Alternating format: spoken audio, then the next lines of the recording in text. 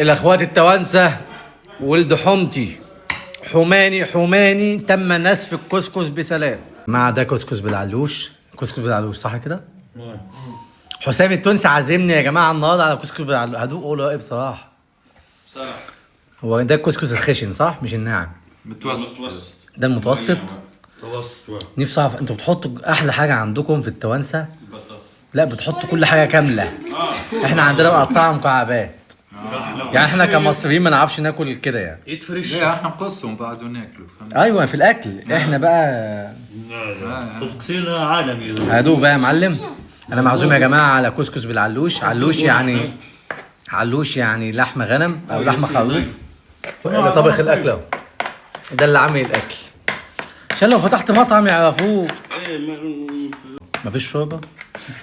شربة ايه؟ مش المفروض تكتر عليه الشوربه يعني عشان تاكلوا. ياسين جرب طعمك مشرف. بصوا يا جماعه ده كسكس بالعلوش.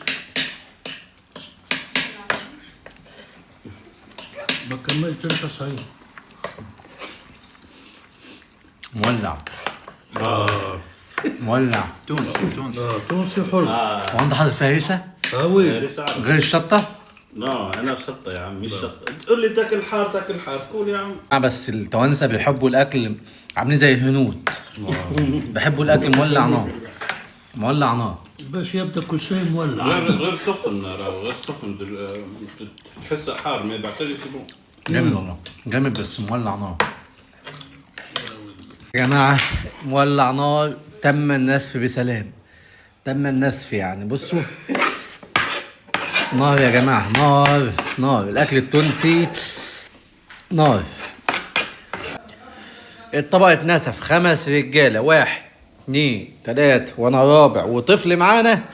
تم النسف بسلام. توجه رساله لولاد حمتي.